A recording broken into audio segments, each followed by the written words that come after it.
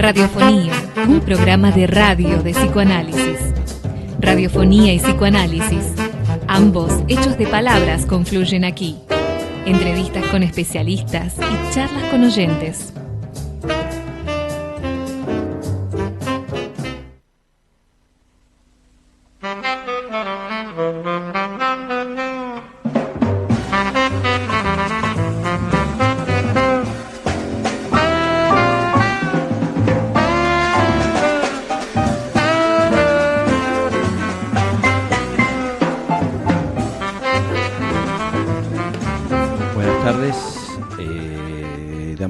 A nuestro programa de hoy.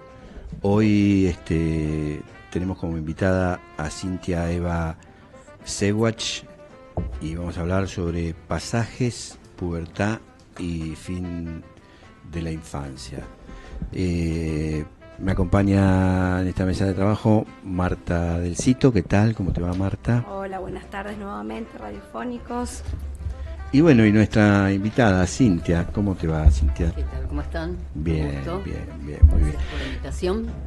No hay de qué. Vamos a escuchar un poco más de nuestra cortina musical y ya la presentamos como corresponde a Cintia.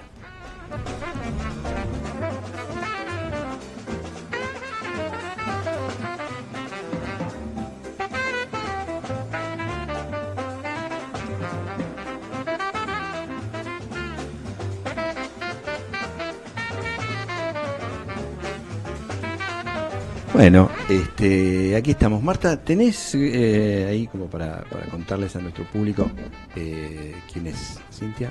Bueno, sí, Cintia es psicóloga, se recibió en la UBA, es psicoanalista, trabajó en la coordinación de consultas por adolescentes en el Hospital Argerich, en la codirección del posgrado en concurrencias hospitalarias, Hospital Gutiérrez, Hospital Rivadavia, Centro Ameguino, Centro Fernando Ulloa, supervisora de Oniros, cooperativa y en la sala de juegos del Hospital Italiano, docente en Maedi, FADU, ex docente en la pasantía Dr. Ricardo Gutiérrez. Es extensa el trabajo de Cintia, pero bueno, algunas de estas cuestiones que yo voy diciendo y ahora le voy a dar la palabra para que ella nos diga. Y codirección de la colección Improntas Ediciones del DOC. Nosotros hoy vamos a estar trabajando un libro de Cintia o hablando sobre un libro de Cintia que se llama Hojas Encontradas, fragmento de una práctica con púberes y jóvenes. Cintia también tiene otras cosas, otros artículos publicados y bueno, y una compilación que hiciste sobre lo ominoso, lo siniestro. Un trabajo con lo unheimlich de Freud. ¿Algo más, Cintia, que quieras decir? Nací en Barracas. Pues, como un amigo mío que es escritor, solamente se presenta así: soy de Barracas. Toda esta lista no hace falta. En realidad hace falta y no hace falta. I come from Barracas. Barracas. Muy bien. Y empezando por el barrio, bueno, es el lugar donde inicié mi práctica como psicóloga, como psicoanalista. En realidad siempre lo planteé desde el punto de vista de una práctica analítica, y el libro un poco trabaja parte del libro, el recorrido que fue hecho en el Hospital Argerich durante alrededor de 21 años, donde nos conocimos en su momento, y es en Barracas, La Boca, zona parte de mi vida. Y bueno, plantea un poco el recorrido que ahí se fue haciendo en la práctica hospitalaria.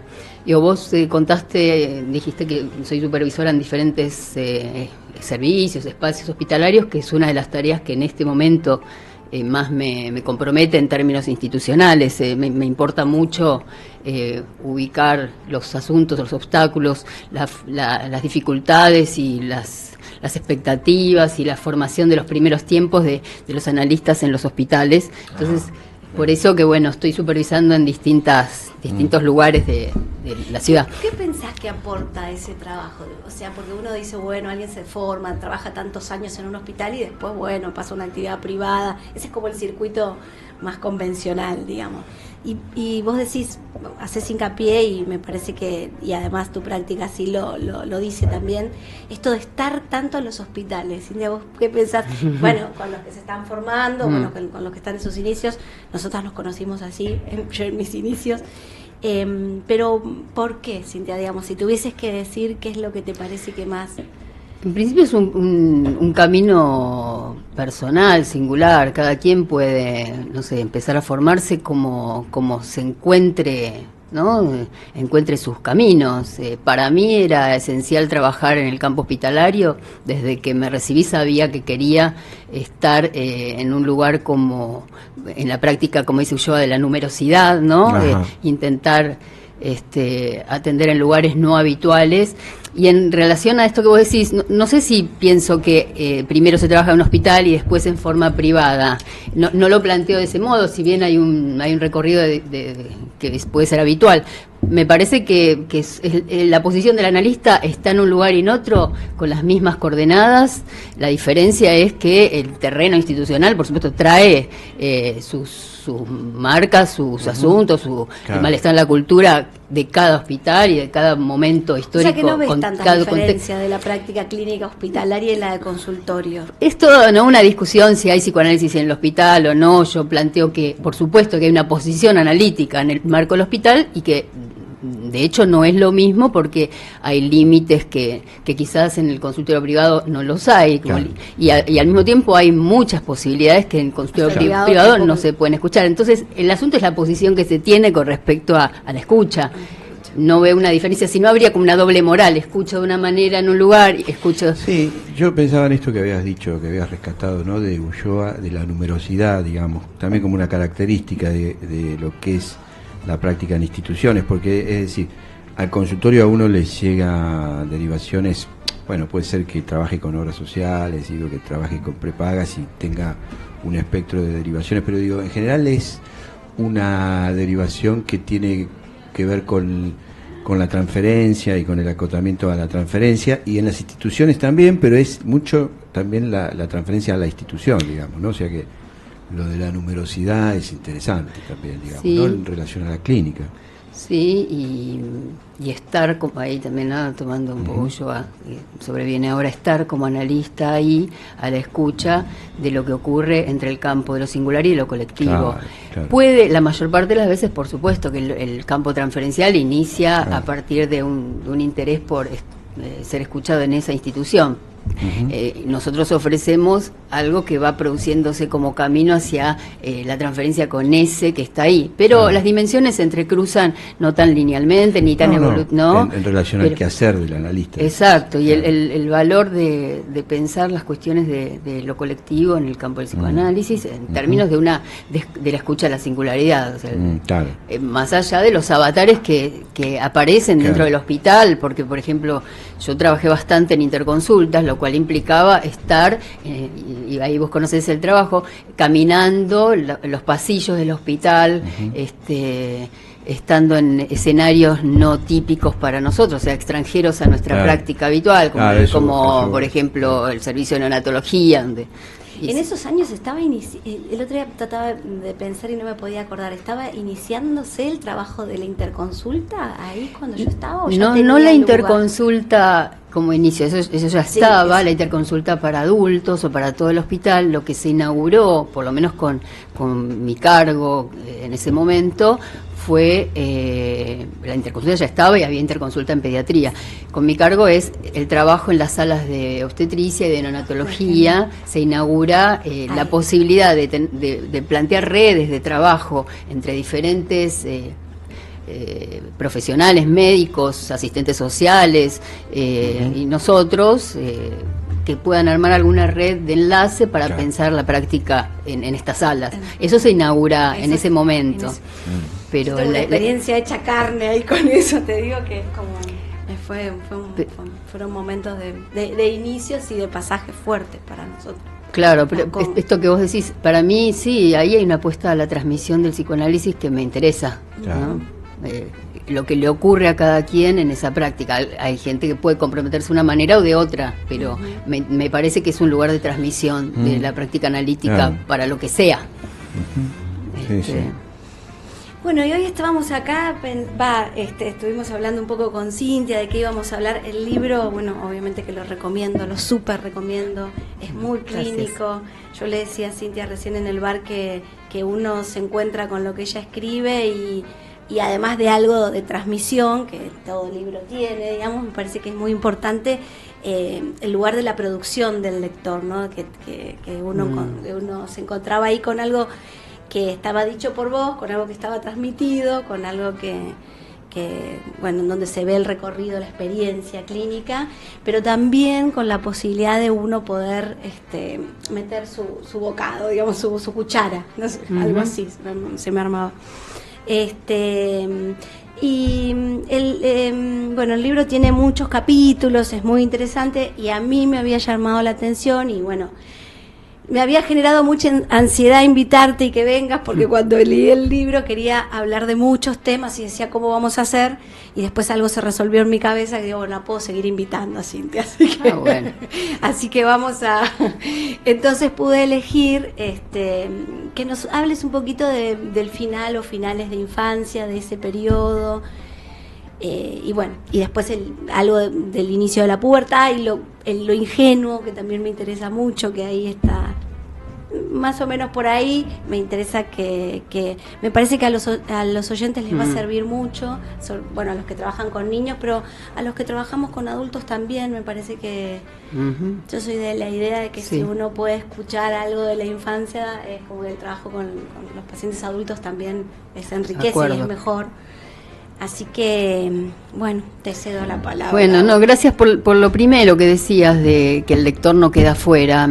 Si bien no sé si estuvo en la intención o no, pero por lo menos contingentemente eso ocurrió y eso me halaga. Y sí, voy escuchando que produce efectos como de participación, o sea que por suerte el autor está un poco ausente, si bien tiene bastante testimonial, es como hay algo de un recorrido de un tiempo, claro, de mi práctica, que intenté que se produjera hay un laburo de edición, digamos, ¿no? Hay un laburo de edición, es hojas encontradas, que es cierto que son hojas sueltas que yo tenía muy acumuladas y que algunos eran textos hechos, otros no, volví a revisar, pero hay algo de recuperar, ¿no? de titularlas.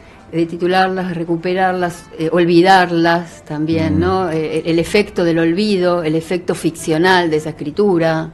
Me parece que tiene ese testimonio no autobiográfico, sino... No. Claro. Entonces, de registro de un recorrido.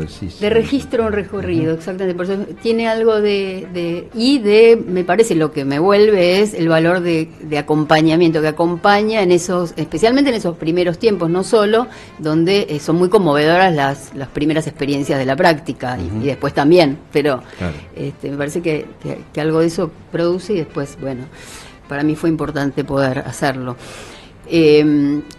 En relación al fin de la infancia, bueno, hay me acordaba cuando preguntabas, hay uno de los fragmentos donde una jovencita, iniciando la pubertad, dice, la infancia se me cortó de golpe, ¿no? El artículo se llama ¿Quién me robó mi niñez?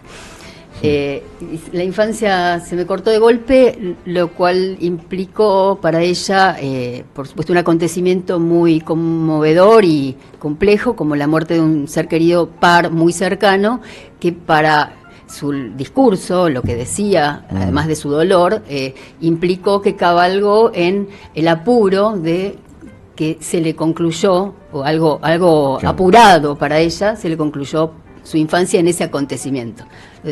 Qué interesante esto, lo anticipatorio, ¿no? Pero el de golpe, la infancia se me cortó de golpe. Bueno, entonces, digo, nombra, me parece, con una especie de, entre comillas, ejemplo, no general y no para todos, pero nombra lo difícil de ubicar de dónde se trata el fin de la infancia. Claro.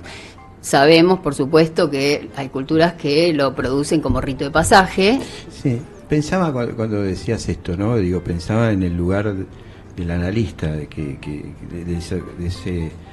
esa escucha que vos de alguna manera ofreces ahí, y si de alguna manera eso no oficiaba también de una especie de ritual, digamos. Eso podría ser una pasaje, discusión, ¿no? Digamos, porque digo, en cierto punto ese recorte de palabras, esos fragmentos que también, ¿no? Es pasan a ser una producción no solamente en un libro, sino también en un análisis, digamos, ¿no? Cuando hay alguien que ahí puede escuchar y hilvanar y armar algo de un pasaje también ahí, ¿no? Digo, no sé, es una pregunta. No, es una discusión que a veces se tiene. ¿Se trata acaso de una ritualización de pasaje, un análisis? Sí, una pregunta, ¿no? Sí, no, está bien lo que preguntas. Un ritual implica algo que es para todos, entonces todos pasarían por ese ritual. Y no todos los jugadores se tienen que analizar, de ninguna manera, digamos. Incluso si tienen angustia, si tienen sufrimiento, no requerirían necesariamente la presencia de un analista para hacer ese pasaje. Se podría dar en un ritual de la cultura, digamos. Se podría dar en un ritual de la cultura, se podría sostener con los lazos que hay, si tiene padres, si tiene madres, si tiene otros que sostengan ese pasaje, ese sufrimiento, si hay una institución educativa, una escuela que sostenga su angustia, si hay pares que soporten, no necesariamente se recurre a un analista, pues si no... No, pero yo me reparaba en una, no sé cómo se llama cuando pones una cita arriba antes de un capítulo, no me acuerdo. Epígrafe. El epígrafe de Lacan, ¿no? Que vos decís, mi secreto es que yo tengo 5 años. ¿no? Maravilloso, es maravilloso. Donde uno podría presuponer, digamos, como lógicas, que uno podría no hacer ese pasaje, digamos, seguir teniendo 5 años. En el mejor de los casos. Bueno, sí, no sé si tanto. Como diría Miró, vos que te gusta... Un poquito más grande me gustaría. Bueno, es el drama edípico, dicen. No, porque ahí a los 5 años te mandan todo, viste, qué sé yo. Me parece que es un jugueteo. A dormir. Bueno. Después también a veces. Sí, bueno, yo siempre prefiero, qué sé yo. Después te mandan. Sí, también. Sí. O a otros lados, a dormir en el mejor. Ese ejemplo que es un jugueteo de Lacan, está relatado en un libro que les súper recomiendo, que son entrevistas que hace Didit Weil, que se llama Cartier Lacan, que hace Didit Weil a muchos analizantes y supervisantes de Lacan, ¿no? En diferentes épocas de Lacan. Por ejemplo, entrevista a Manoni, entrevista, a Granoff, entrevista a gente a Safwan, gente interesante, y en un momento cuenta esta anécdota que alguien en el auditorio le dice, pero ¿usted cómo hace para tener ese carisma, esa seducción, y que la gente esté fascinada? ¿Cuál es su secreto? Es un relato, no sabemos si fue así o no, pero no importa, dentro de la seducción lacaniana. Es lindo, claro. Y le dice al oído, es que tengo 5 años. Entonces, pero nombra esto que vos decías, la conservación de eso, que Freud llama el factor infantil, la infancia, el juego, no solo ligado a los tiempos de la niñez, por supuesto, como esto forma parte del vivir, ¿no? La creación. Claro, porque chicas, perdón que las interrumpa, ¿no? Pero las voy a invitar a escuchar un tema musical. Bueno, muy bien. Bueno, vamos a escuchar entonces un tema musical y enseguida volvemos con ustedes.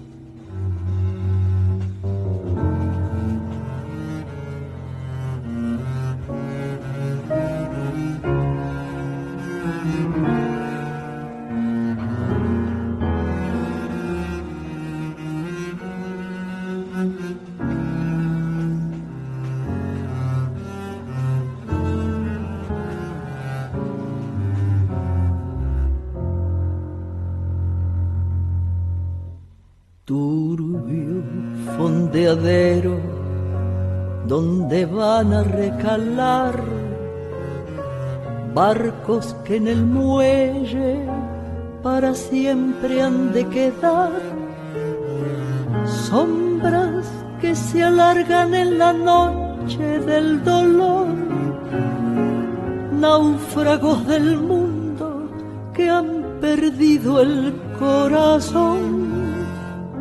Puentes y cordajes donde el viento viene a aullar, barcos carboneros que jamás han de zarpar, torvo cementerio de las naves que al morir sueñan sin embargo que hacia el mar han de partir. Niebla del riachuelo. Aquí estamos volviendo. Escuchábamos Niebla del riachuelo, ¿no? De Cadíquez, Hermosa canción. Una maravilla. Hermosa canción. Una poética. Estábamos subyugados por la letra. Pero bueno, estábamos también muy entusiasmados con la charla. En 1937. ¿Sí? Es muy interesante ese tango. Y bueno, y veníamos hablando en relación al pasaje, ¿no? De la niñez, ¿no?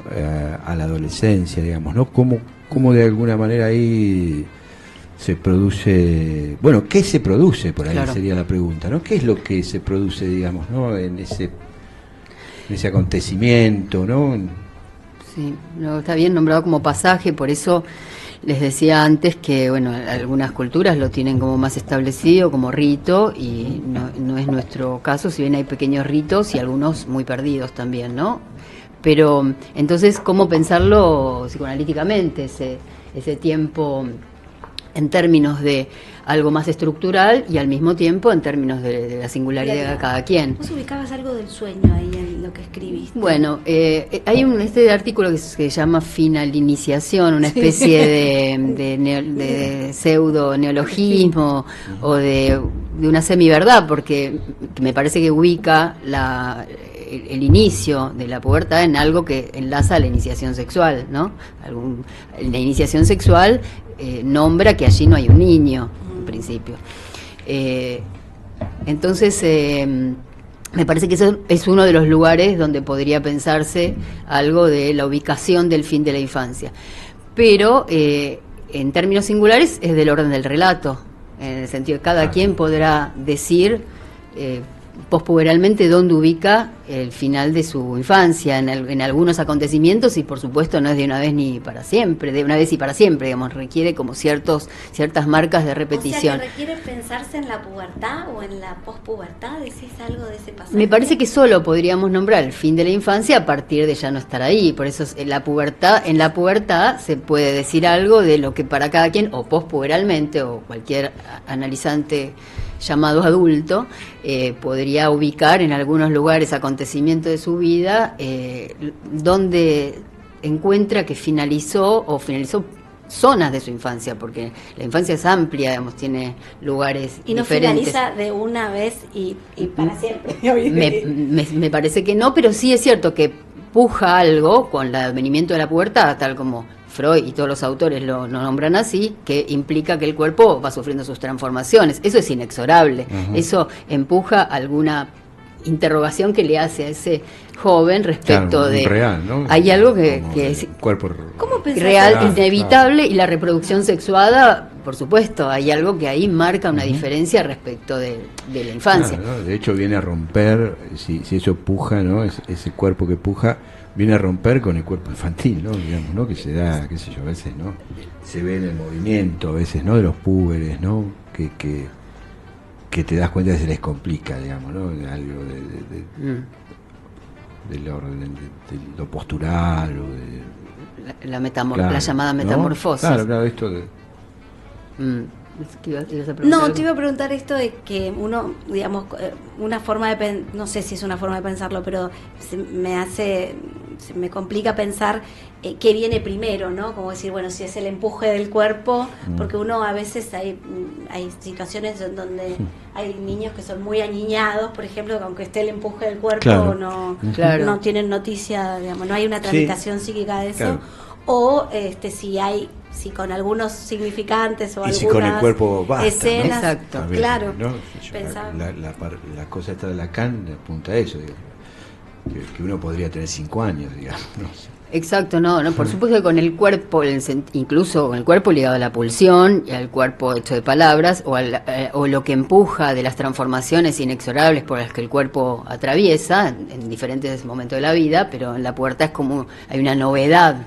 Hay una novedad que es, en principio, la reproducción sexual, y entonces la posibilidad de que en la iniciación haya alguna posibilidad de un hijo posible. Pero bueno... lo trabajas en el pero sí, y el enlace con sexualidad y muerte están enlazados de otra manera, o de una manera novedosa. Pero no basta con el cuerpo. Primero está la mirada del otro, que significa o no que ahí hay una diferencia con el niño. La mirada del otro es fundamental. ¿Nombrás Marca. ahí en alguna casuística, en alguna chica que también no me puedo enterrar sola, que ubica un otro ahí? Eso es muy interesante porque tenía más que ver con la adolescencia y el pasaje al acto, en tiempos también de pospuberales, de agitación, y ella descubre al decir, no me quiero matar porque ni ahí voy a poder autoenterrarme, ni ahí tengo una libertad absoluta del otro, del que me quiero desprender, porque a partir de la pubertad hay un deshacimiento, dice Freud, de la autoridad parental, dice, hay un deshacimiento del otro, hay un desprendimiento, una separación inevitable del otro, que inevitable en el sentido de que a cada quien le ocurre de diferente manera, pero hay un punto de separación del otro que se está jugando y al mismo tiempo una alienación en significantes que va adquiriendo, pero en esta jovencita había una pretensión de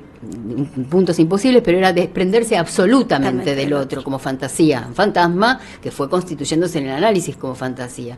Pero el momento donde detiene es muy interesante, el momento donde se detiene la idea de pasaje al acto es cuando descubres, como un descubrimiento experiencial, que ni siquiera va a poder autoenterrarse. Ahí mismo va a necesitar del otro. Fue una experiencia de escuchar la alienación, de anclaje, claro, que siempre hay, del cual, bueno, tiene todo derecho de fantasear un joven desprenderse lo máximo posible del otro para producir su propio camino. Pero hay un punto imposible. Claro. Me pareció que lo nombró de una sabiduría, ¿no? Claro. Sí, de lo inevitable, digamos. Claro, estamos ¿no? hechos de... Aunque no te quieras desprender de eso, el otro se va a tener que ocupar de tus despojos. Por digamos, ejemplo. ¿no? O sea, inevitable. Pero claro, hay algo que puede ser un saber teórico, pero en este caso es un saber de aprehensión. Claro. Esto que yo digo ahí a veces, aprehensión del concepto en la pubertad. La aprehensión de, ni siquiera ahí. Entonces hay un imposible. Claro. No sigamos. ¿Qué se hace con eso? Me detengo, ¿no? Claro, ¿qué se hace con eso? Claro, voy a tener que hacer ¿Cómo otro hago tipo de... propio los significantes que porto, digamos? O como el nombre propio, lo que fuera, digamos, que vienen del otro y se van haciendo, entre comillas, propios y inventados también, ¿no? Pero vuelvo un poco, no para insistir, porque me parece que le diste una respuesta interesante y así como es un poco el libro también, ¿no? Abriendo interrogantes, ¿no? Dejando espacio para preguntarse. Porque, digo, es interesante los casos clínicos, digo, más allá de que no sea un ritual el psicoanálisis, no se lo pueda instituir como que es un ritual nuevo de la cultura, ¿no? La cultura moderna, ¿no? Nosotros generamos el psicoanálisis como un nuevo ritual, ¿no? Pero hay algo ahí que se puede producir en un análisis con adolescentes, ¿no? En donde se instituye algo de ese pasaje, digamos, ¿no? Incluso muchas veces es solo ese pasaje. Cuando concluye ese pasaje, quizás se abren las puertas a irse o a empezar otro lugar del análisis, ¿no? Muchas veces la finalización del análisis con un adolescente es cuando podría quizás empezar un análisis alguien, ¿no? A las puertas de algo que recién comienza, discursivamente hablando, ¿no? O sea que podría uno decir que un análisis de adolescente se podría sentir, o sea, se lo podría pensar también como concluido ahí, abriendo otra posibilidad, pero digo que si se produce esto ya sería como un fin de análisis, ¿no? Sí. Algo del orden de la conclusión de un análisis, digamos. Sí, ¿no? O un modo de eso finalizar algo, ¿no? Claro, un modo de dejar un lugar también. Interesante, ¿no? Pensar la clínica así también, ¿no? Digo, de un soltar del analista, digo, ¿no? O sea, por supuesto, como dice Winnicott... ¿no? El analista también tiene que soltar ahí, claro. Exactamente, hay justamente obstáculos resistenciales y el analista retiene, sin duda, y entonces el joven va a hacer todo lo posible para retirarse o queda tomado por esa retención. Y por ahí perjudicando el acto que si lo hubo, digamos, ¿no? Claro. Lamentablemente, claro, perjudicando lo que sí hubo. Lo que por ahí, claro. Eso yo he escuchado en muchas ocasiones, o me ha venido... Claro, vos lo ves en tu práctica de supervisión, digamos, ¿no? La supervisión ha venido analizantes que han por ahí padeció ese final, habiendo recorrido un lugar interesante, después el no soltar, o esto que dice Winnicott, el analista está para ser desperdiciado, ¿no? Dice la palabra desperdiciado. Lacan dice ficción rechazada, ¿no? Hay varias formas de lo que implica olvidado, soltado. Winnicott habla de olvido también, olvidado, ¿no? Una marca, por ahí para retomar en otro momento, pero si ese final está complejizado, que a lo mejor siempre un poco de complejidad hay, pero si retiene al joven, he escuchado que, claro, que deja como en una iatrogenia de alguna manera del análisis sería. Claro, como, pues ¿no? Ahí está el análisis del analista o la supervisión para ver en qué punto retiene. O suelta anticipadamente, también podemos escuchar soltar anticipadamente. No, bueno, de hecho en el análisis complejo, con ¿no? adultos también pasa, digo, sí, puede ser que un analizante venga a elaborar determinada cosa y que después, a mí me parece que cuando al analista le cuesta soltar, empiezan a aparecer los ideales del analista de lo que tendría que elaborarse ahí, de lo que falta por laburar, no empieza como el super yo ahí. Sin duda, el ideal del analista tiene que estar escuchado si está oficiando de resistencia, sin duda. O la normativización. Sí, tal cual. Son los puntos donde... Los nombres de la completitud, no sé, trabajó todo. No sé, exacto. No se llegó al final que el analista, no sé qué final, pero el que esperaba el analista por lo menos. No se incluye en esto que decís, Marta, lo inacabado, como parte de la estructura. Claro. Bueno, pero se escucha mucho, interesante, ¿no? Esto de, tenés que trabajar esto con tu analista, ¿no? Y si no vas a venir acá, esto no va a andar bien. Pero digo las dos cosas, soltar anticipadamente también puede ser un fantasma que atraviesa el analista para y apura algo que a lo mejor requiere un poquito más de vueltas hasta su final, que está desde el inicio. Lo pregunto porque me parece que es una clínica compleja o un momento complejo, ¿no? Un pasaje complejo. Y para pensar alguna particularidad de la clínica, digo, del adolescente, con adolescentes, digamos, ¿no? Me parecía interesante estos recortes que vos hacés, digamos, ¿no? Que donde de alguna manera se instituye el pasaje cuando se deja ahí algo del ser niño, digamos, ¿no? Ahí en una construcción también en el análisis, ¿no? Y a veces es la recuperación de esa infancia si hay un apuro. Claro, se me cortó de golpe, ¿no? por eso digo, te permite por ahí, recuperarla, porque y esto es muy importante que escuchen, ¿no? A veces en las supervisiones yo insisto todavía ahí hay algo que es importante que se juegue como juego infantil, porque si no hay un apuro, y aún, como dice Lacan, no tienen los títulos en el bolsillo para acceder ¿Vos a decís ese... en el libro Infancia Injugada? Infancia Indurada. Muy bien, ¿cómo recordás? Muy bien. Sí, Infancia Indurada es un término de Bachelard, ¿no? Y entonces yo le copié un poquito y dije Infancia Injugada, en el sentido de algo que se anticipa, aunque haya cierta neurosis infantil que se haya jugado, digo, no por ausencia de neurosis infantil, pero sí que a lo mejor el juego está rápidamente detenido o tomado al niño como adulto rápidamente, como dice Ferenczi en la confusión de lenguas, no tomar a un niño en términos de lenguaje adulto, porque eso produce, dice, terrorismo de sufrimiento. Lo nombra así. Digamos. Y bueno, entonces a veces proteger algo de la infancia que aún requiere sus trazas. Claro. Pero por eso hay una diversidad, yo digo, y no hay una especialidad del analista, no estábamos de acuerdo en armar una especialidad del análisis con jóvenes, con adolescentes, con púberes o con... No, pero pensando en Winnicott, ¿no? Que bueno, realidad y juego, digamos, ¿no? O lo que charlábamos antes en la previa en el bar, digamos, ¿no? El lugar que por ahí tuvo los psicoanalistas como Winnicott, ¿no? En relación a la construcción de la mirada también en la cultura, ¿no? Digamos, de alguna forma, ¿no? Con lo que es un niño, digo, ¿no? Y de ese lugar de juego que es tan importante, ¿no? Que él siempre hizo hincapié y que hoy hasta es levantado, ¿no? Por posiciones pedagógicas, ¿no? De vanguardia, digamos, ¿no? En algún punto hoy levantado, digo, no con posiciones pedagógicas en donde dicen que los niños tienen que jugar, digamos. Bueno, hay niño porque hay juego, como decía Foucault. Claro, ¿no? Hay niño porque hay juego y es lo que le da el recurso. Primero, hacia la infancia, Sí, el campo lúdico. Y son los otros adultos los que sostienen ese espacio de juego, ¿no? Claro, en general cuando un niño va a la consulta es porque hay otros adultos que flaquean en ese sostén que implica el campo Claro. del juego, ¿no? Y entonces impiden que se proteja a la infancia con lo que más protege, que es justamente el campo lúdico. Lo que pasa es- púberes también, ¿no? Diría, Lo que ¿no? pasa a ser un capital, digo, ¿no? De estos Por púberes supuesto. que pueden de alguna manera ganar esa infancia. Es la digamos, ¿no? reserva, Claro, es la claro. reserva de ficciones, Sí. exactamente. Ah, mira. Entonces, en general yo les pregunto mucho a los púberes si vienen cómo fue su infancia para que Ajá. lo produzcan en direccionás, acto.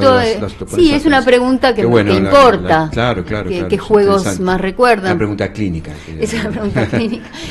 Si surge, digamos, Sí, porque no claro, es como el obvio. protocolo, No. pero no. No, Si no no. me gusta algo es el protocolo. No, pensamos que nosotros siempre pensamos que del otro lado hay psicoanalistas también, así que Pero bueno, seguro el que van a psicoanálisis tiene entender. sus obstáculos, sus resistencias, sus flaqueos, pero bueno, Pero importa. preguntan también los psicoanalistas. Por suerte, no sé si como se llama, como decía Meltzer, el hombre de un solo traje, todo blanco, no preguntaba. Claro. Es terrible. Por suerte sí, pero bueno, si aparece como Sí. pregunta, por supuesto. Terrorismo de sufrimiento, me parece, te digo. No, la infancia es un acervo con el que se cuenta para poder acceder a lo que implica, y la fantasía es la prepubertad, la fantasía de la latencia, no solo el juego, sino la fantasía como un acervo que se hace posible este nuevo encuentro que implica la pubertad, en general, Claro. agitado. Claro. ¿Por qué pensás, Cintia, que circula tanto, o por lo menos yo lo escucho bastante, esta idea de que atender púberes es difícil? ¿No? Como que atender niños es una cosa, atender adolescentes. No, atenderlos en todos lados, ¿no? En la casa también es difícil. Que no te contestan. Es difícil, ¿no? Es un momento conmovedor para. Bueno, ya sabemos que hay algunos colegas que tienen hijos púberes. Púberes están lidiando. Debe haber un montón, Están ¿no? lidiando. No sé, hay diversidad. Es difícil plantear que siempre es difícil. No sé si diría Está buena eso. pregunta, claro. En algún momento, y quizás no tanto ahora, que los jóvenes desde muy tempranamente como púberes, especialmente las niñas han adquirido una voz qué interesante. protagónica y discursiva, que en otros tiempos, mi infancia, mi pubertad fue en la dictadura. Es distinto atravesar esos lugares Claro. con un contexto posibilitador De o no. silenciamiento, De silenciamiento. claro. Ahora, lo estructural del cuerpo, lo que plantea el cuerpo, la pubertad, puede silenciar, es cierto, o puede hacer hablar sin decir. Entonces hay que dar tiempo, hay Bla, que bla, esperar. bla. Claro, bla, bla, bla. Un bla, bla, bla. Entonces, a veces lo que se dice, bueno, primero se decía que eran muy traídos por los padres, los púberes. Entonces, bueno, uno no atiende a alguien que no quiere estar ahí. Entonces decían, Claro. bueno, si forzás esa no decisión, en el sentido que tendría que analizarse, me parece que va a estar ahí mudo, Claro. Ya haciendo estamos una huelga haciendo necesaria. resistencia Y nosotros, claro, digamos. tiene sus razones. O bueno, está atravesado por lo mudo del trabajo de la pulsión, Claro. que está oficiando de Sí, dificultad. no ser Lo mudo del el trabajo de la ministerio, que el analista no sea el ministro de los padres, digamos, un ministerio, ¿no?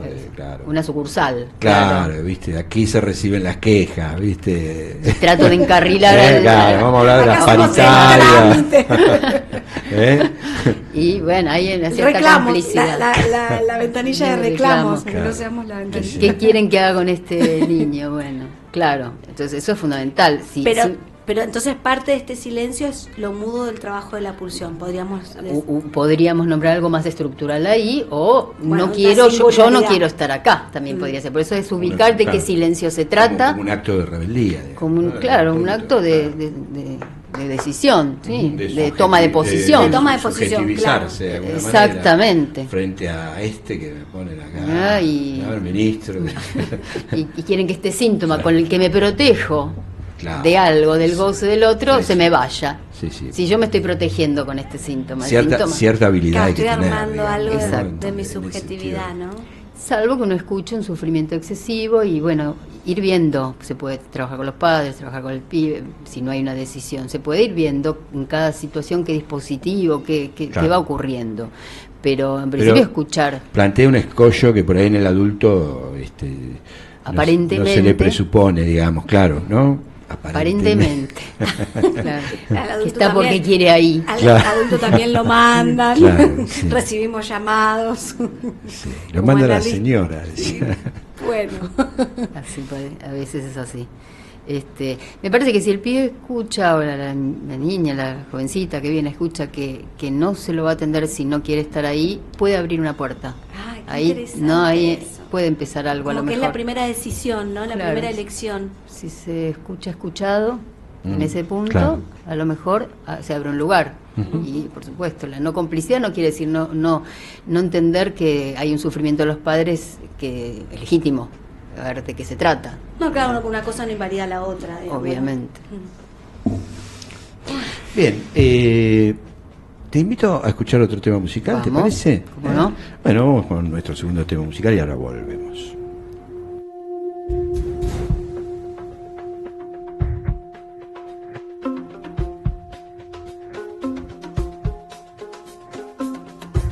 Con toda palabra, con toda sonrisa, con toda mirada, con toda caricia, me acerco al agua, bebiendo tu beso, la luz de tu cara, la luz de tu cuerpo, es ruego el quererte, es canto de mundo, mirada de ciego, secreto desnudo, me entrego a tus brazos, con miedo y con calma, ruego en la boca. Bueno, aquí estamos regresando. ¿Te gusta, Cintia, la música que elegimos para vos? Justo coincidieron, que es una de mis preferidas. Mira, la repegamos, ¿eh? Qué perspicaces. Hacen sentir bien al invitado. Sí, ¿no? Sí, realmente es una de mis preferidas, Laza de Sí. Cela. ¿Por qué? Porque En principio, por esa ductilidad que tiene con las diferentes lenguas en las que canta, esa intimidad que produce cuando canta. Lamentablemente falleció tempranamente, 30 y pico de años, creo. Fue muy, no sé, un dolor. Porque tiene algo que a mí me gusta que mezcla con la música klezmer, o sea, porque tiene una particularidad de interés por el klezmer o por la música europea, y mezclada con lo mexicano, tiene esa diversidad y esa intimidad que produce, aún con un público enorme, en un estadio, una intimidad. Y tiene una voz que me parece preciosa, Laza de Cela. Bueno, qué interesante, ¿no? Alguien que maneja distintos lenguajes, decías. Exacto. Bueno. Y el universal de la intimidad, ¿no? Porque ese es un lenguaje. Marta, ¿tenías sí, alguna pregunta? Empezamos este bloque con ese chiste que circuló acá entre nosotros y pensaba en, bueno, vos ahí laburabas también algo de lo ingenuo y el chiste en la infancia o bueno, la posibilidad de lo cómico. Es cierto, por tu pregunta del pasaje, ¿cuándo termina de infancia?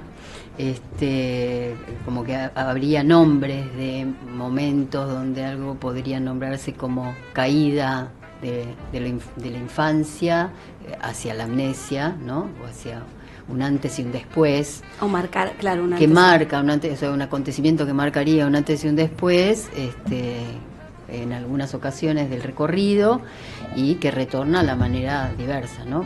Por eso Freire lo nombra como factor infantil, que va a retornar, por supuesto, en un segundo tiempo que plantea la pubertad. Un lugar que encontré es en Freud, el lugar de la caída de la ingenuidad, ¿no? La ingenuidad. Si bien, o de alguna ilusión, por el lado de lo cómico y por el lado del dolor. En el texto final iniciación inicia con un relato biográfico de Sebald, un escritor judío alemán que plantea su fin de la infancia cuando ve en posguerra la ruina de su ciudad natal, ¿no? Ay, Dice, sí, ahí ubico yo el final de mi infancia, ¿no? Desde la mirada de un adulto dolido porque hay algo que ya no va a ocurrir más, que es su ciudad natal, aunque se reconstruya. Claro, una pérdida. Una pérdida, eso que no va a retornar, esos muñecos en términos menos dramáticos, esos muñecos con los cuales ya no voy a tener interés más de jugar, ya puedo guardarlos, regalarlos, perderlos. Y siempre tiene algo de dolor. La ingenuidad ahí, en ese texto de Freud, que me parece maravilloso, que es la obra de teatro de estos niños, que es en 3 actos. Estos niños, uno de los cuales parecía que era un puber, ¿no? Pero habían hecho una obra de teatro en el primer acto, para sus padres. En el primer acto, ella despedía a su marido que se iba a buscar nuevos horizontes y se iba a quedar en su casa y lo estaba despidiendo. En el segundo acto ella se queda en su casa y él se va por los mares y va en busca de nuevos caminos, y en el tercer acto él vuelve, ¿no? Le dice, amada mía, he traído una bolsa de oro, y ella le dice, yo tampoco me he quedado, o sea, yo no me he quedado quieta sin hacer nada, y abre la cortina y hay una cantidad de muñequitos como a la vista, como si fuesen sus hijitos que produjo. El público se ríe. Así Claro, una Penélope activa, pero el público se ríe y esa risa produce un efecto de sorpresa, de asombro, de detención, incluso de angustia en los jovencitos que no habían tenido esa significación previa. Es un momento de corte. Entonces la caída de lo ingenuo me parece que marca algún punto, y en ese ejemplo es muy lindo, respecto a una significación sexual, ¿no? Uh-huh. Estaba y no estaba, y la risa del otro le da como la posibilidad de significarlo de otra manera, y al mismo tiempo detiene el juego. Claro. O sea, están las dos cosas. Yo me pregunto ahí, ¿qué interpreta o interrumpe esa risa del otro? Claro. ¿Molesta o habilita? Uh-huh. En algunos casos molesta. Si uno se ríe anticipadamente frente a un niño que está produciendo algo que no tiene una significación sexual y el adulto le da anticipadamente una significación, molesta. Uh-huh. Interrumpe el juego, claro. Pero si esa risa habilita una nueva apertura, una sorpresa, para... entonces aquí hay otra cosa. Entonces a cada niño en su detención le pasó otra cosa. A alguno le interrumpió y a otro lo habilitó, no lo sé, pero es la risa del otro, ¿no? La sanción del otro y la caída de la ingenuidad, uh-huh. ¿no? En Sebald es la ilusión de que esa ciudad natal podía estar tal cual, ¿no? Más allá de la posguerra, más allá de la destrucción de las ciudades, pero no, ya esa ilusión está perdida. También winnicottianamente hablando, claro. Quizás, pero eso, ¿no? Ese punto de la caída de la ingenuidad me pareció un ejemplo muy lindo en Freud, tomado en ese sesgo, ¿no? Claro, sí. Lo cómico está en el capítulo de lo cómico, pero ¿y que es un borde. Y que es en relación al otro, ¿no? Que es en relación al otro. Y al lugar que ocupa, ahí hay una teatralidad, hay una ficción, hay puesta en escena, hay cosas que sí pueden producir esos niños, y uno está en una edad puberal. Sí. Pero toda esa obra teatral, digamos. Toda esa obra teatral, en una especie de, entre comillas, desconocimiento de la significación sexual, ¿no? Claro. Claro, y vos desconocimiento y cierta cercanía de producir eso en la obra, ¿no? Cierta ficción de eso en la obra. Claro. Habernos sabido en alguno, o un juego ficcional que está ahí desplegando alguna cuestión. Y también nos había quedado pendiente lo del sueño, Cintia, que yo te lo había preguntado. Me parece que hay un cambio de lugar que ocupa el sueño, el terreno onírico. Ahí no recuerdo qué es lo que vos subrayabas, pero sí me parece que el sueño en los niños, eso es un recorrido que Freud hace, o por lo menos yo junté todos los sueños infantiles que había en Freud y lo nombra como una especie de cumplimiento de un anhelo, ¿no? Sin toda la articulación de responsabilidad por el contenido del sueño, que puede producirse solo a partir de la pubertad. Y además...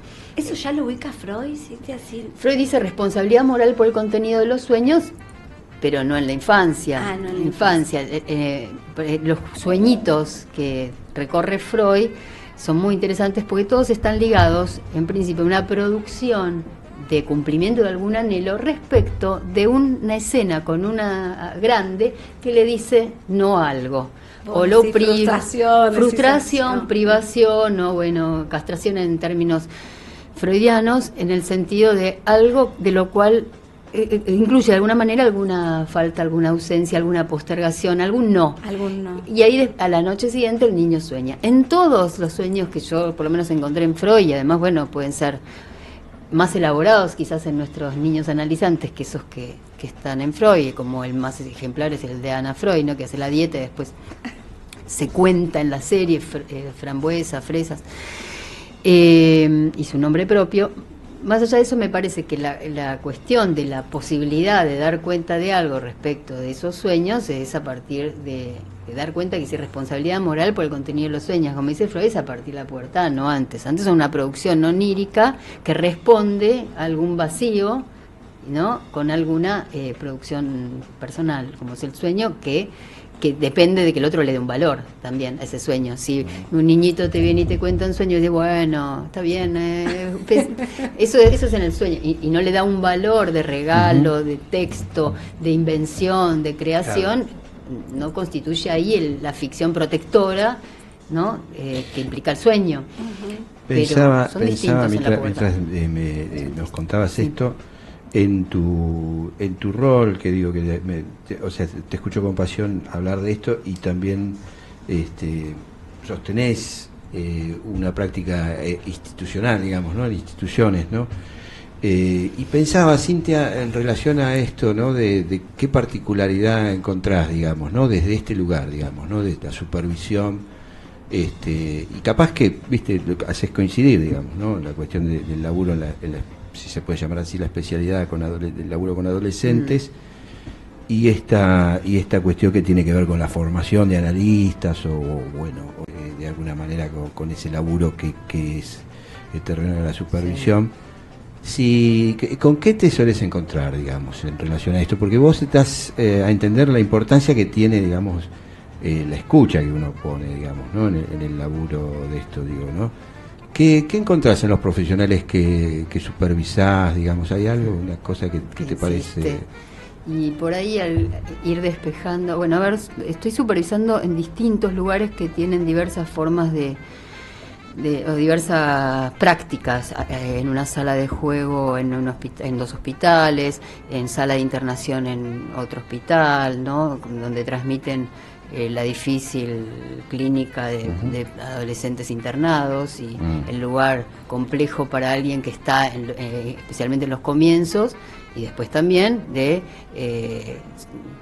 transitar, el acompañar a alguien que está pasando por un lugar de bastante riesgo para su vida, por ejemplo, de momentos de locura que a veces en la adolescencia son zonas necesarias para transitar para que se produzca un sujeto que grite su sufrimiento, y al mismo tiempo a veces la institución intenta a veces acallar, o estigmatizar, patologizar, exacto, medicalizarla, medicalizarla, más allá de que sea o no necesaria a veces la medicación, pero acallarla, digamos, ¿no? Toda una cuestión de peligrosidad que de alguna manera tiene que ver también con lo institucional, digamos, ¿no? Exacto. Entonces, la adolescencia carga con muchos sentidos respecto de las figuras de la segregación. Hablar de la delincuencia, ¿no? Viste que se estigmatiza prácticamente como, ¿no?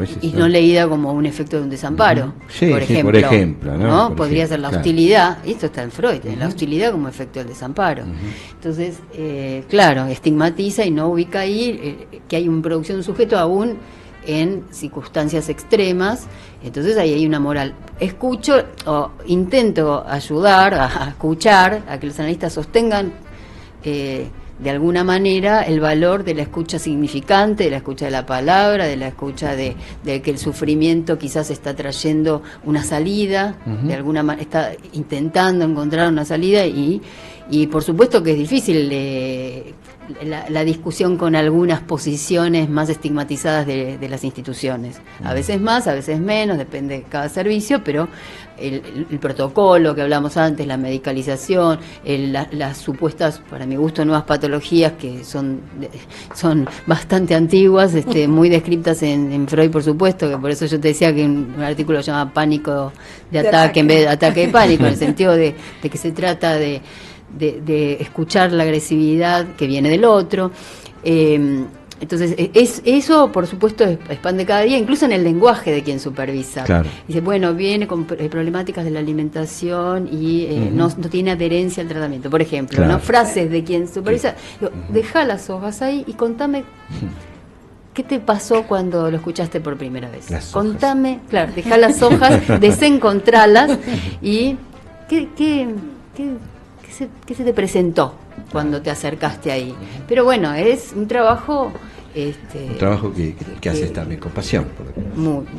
Me interesa, Está bien. me compromete. Cintia, Eva... Se pronuncia Shebach, porque te iba a preguntar. Se pronuncia Porque eso es un desastre. No, pero bueno, está bien, fonematizado es Le Shebach. puse onda, ¿viste? Shebach, muy bien. Shebach. Y bueno, las consonantes. Le puse onda, es re difícil, ¿viste? El nombre S, propio. Z, W, C. Sí, es difícil. Bueno, El apellido siempre tiene su dificultad. estuvimos hablando en torno a un libro publicado que se llama Hojas Encontradas, fragmentos de una práctica con púberes y jóvenes. Los invito a buscarlo en las librerías y tiene, bueno, esta particularidad, ¿no? de dar espacios a la pregunta, a la lectura misma, así que los invitamos desde Radiofonía a leerlo. No sé, Cintia, si querés agregar algo más, se nos está yendo de las manos el programa. No, muchas gracias. Por ahí querés acotar algo que te parece que falte de agregar. No, les agradezco y la hospitalidad. Y el libro tiene algo también de agradecimiento, porque y de algunas deudas que ahí no son nombradas como tales. La deuda y el agradecimiento forma parte del libro. Las marcas que he recibido a lo largo de todo este tiempo y las que sigo recibiendo, pero tiene algo de ubicar ahí una zona de agradecimiento con los pares y con mis maestros, ¿no? Con la gente que me marcó. Claro. Así que Sí. está. Cintia está trabajando el duelo en la infancia, así que nos queda para el año que viene bueno. pendiente, te comprometemos. Esto es una... Nuestro próximo encuentro, y bueno, y te esperamos también Gracias. en el brindis que vamos a hacer para nuestros Bueno. Invitados. selectos invitados. Así que ¿Hay admisión y permanencia? no. La entrada es gratis, la salida vemos. No, sí, la verdad que, bueno, buenísimo. Marta, ¿querés decir algo más? Un saludo para nuestro compañero Gabriel Pulis. No se lo merece, pero bueno, se lo mandamos. La está pasando Se lo bien. mandamos igual. Un saludo para Gabriel Puliche. Volvé pronto, Gabriel. Bueno, hasta pronto. Entonces, los vemos el sábado próximo. Hasta luego.